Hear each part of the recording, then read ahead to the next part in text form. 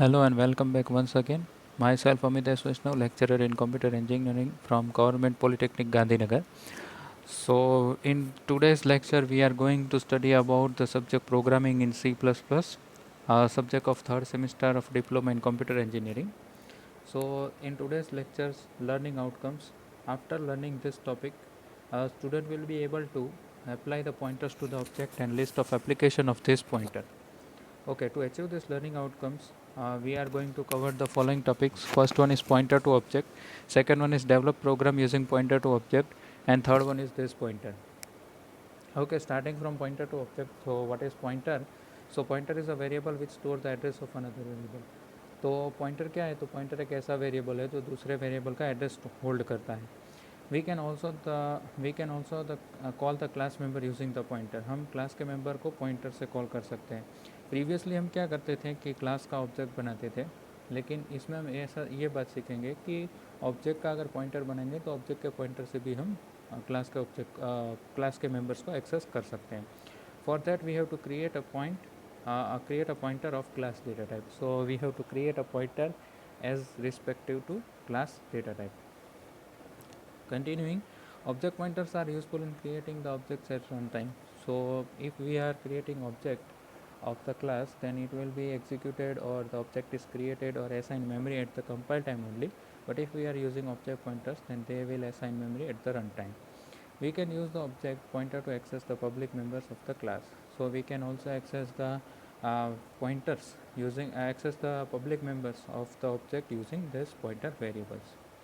Okay, so now moving to the next topic, develop the program using pointer to object. So we are in this example we are going to see that how pointers to object will work.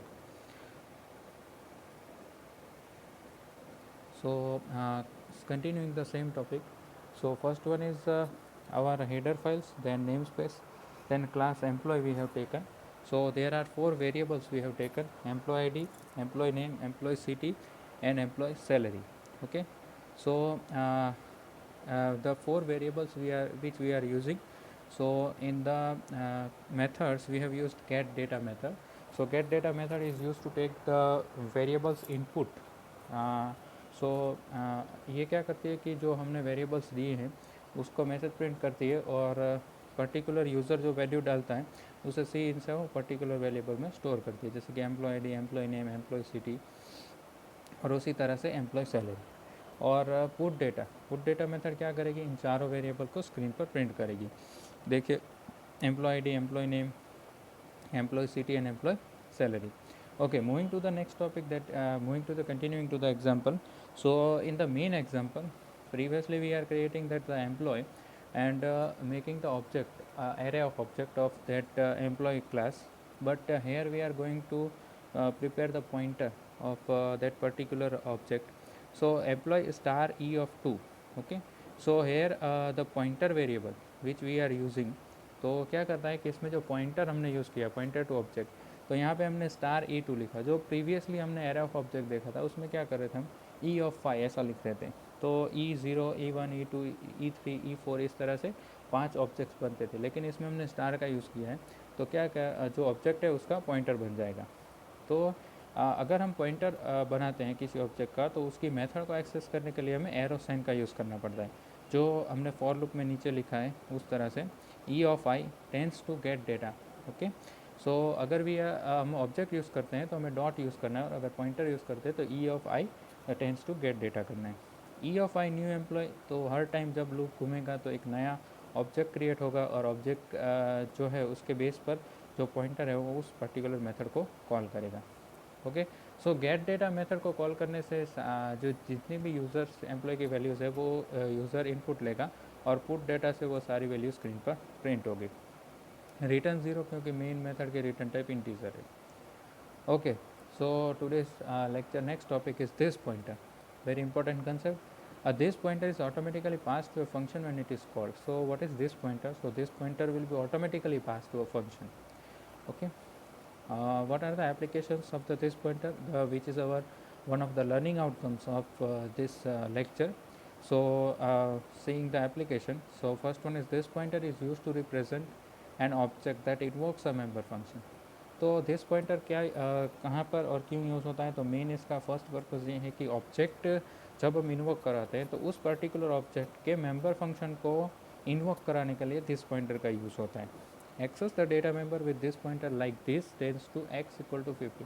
अगर हमें जहाँ पे भी this pointer लिख रहे हैं तो उस स्कोप में जो भी ऑब्जेक्ट आ रहा है उसी पर्टिकुलर क्लास मेंबर्स और डेटा मेंबर्स को कॉल करवाने के लिए हम this tends to x equal to 50 लिखेंगे। तो x ये लाइन जहाँ पे भी कोडिंग में लिखी जाएगी उस करली ब्रैकेट के अंदर जो भी ऑब्जेक्ट एक्सेस हो रहा होगा उस ऑब्जेक्ट के x वेरिएबल की वैल्यू 50 सेट होगी। This pointer is use to return the object it points to like return star this. तो दिस पॉइंटर हमेशा पॉइंटर वैल्यू रिटर्न करता है, इसलिए हम इसको दिस पॉइंटर कहते हैं। Okay, now moving to the example of this pointer. So this pointer किस तरह से काम करते हैं। सो हमने यहाँ पे एक क्लास लिया है जिसका नाम है टेस्ट। उसके अंदर हमारे पास एक वेरिएबल है इंटीजर एक्स और मेथड है वाइड शो। तो शो मेथड के अंदर हमने लिखा है my object address, that is our static message that is to be print on the screen, और दिस लिख दिया। तो दिस क्या करेगा, इस ऑब्जेक्ट के जब भी ये ऑब्जेक्ट की शो मेथड कॉल होगी तो उसके एड्रेस को स्क्रीन पर प्रिंट करेगा। उसी तरह हमने मेन में इस क्लास का दो ऑब्जेक्ट बनाए टेस्ट क्लास के, b1 and b2, and b1 dot show and b2 dot show. तो b1 का एड्रेस अलग होगा और b2 का भी एड्रेस अलग होगा। जिस तरह से हर एक पीसी में एड्रेस अलग होगा, तो ये प्रोग्राम अगर डिफरेंट पीसीज में अगर रन होगा तो output will be obviously different. Okay, तो आउटपुट डिफरेंट हो सकता है। उससे एग्जांपल का आउटपुट डिफरेंट है तो इसका मतलब ये नहीं है कि प्रोग्राम गलत है, पर as per the memory allocations of the object in particular PC they may be different. So यहाँ पे हम देख सकते हैं कि माई ऑब्जेक्ट एड्रेस और माई ऑब्जेक्ट एड्रेस दो बार जो प्रिंट हुआ b1 और b2 का एड्रेस, तो वो डिफरेंट है। ओके, सो इससे हम कह सकते हैं कि दिस पॉइंटर जो है वो पर्टिकुलर ऑब्जेक्ट जब भी कॉल होता है तो उसी पर्टिकुलर ऑब्जेक्ट के एड्रेस को या उसके वेरिएबल्स को या उसके फंक्शन को कॉल करवाने के लिए मेनली यूज़ होता है। Okay, so this are all about today's lecture. Moving on to the conclusion of the lecture. So objects pointer are useful in creating the objects at runtime.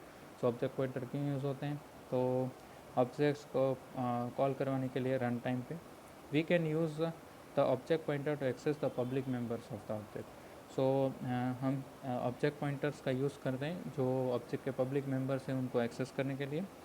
This pointer is automatically pass to a function when it is called. Okay, so this pointer क्या करता है, automatically call हो जाता है जब function पास करते हैं तब।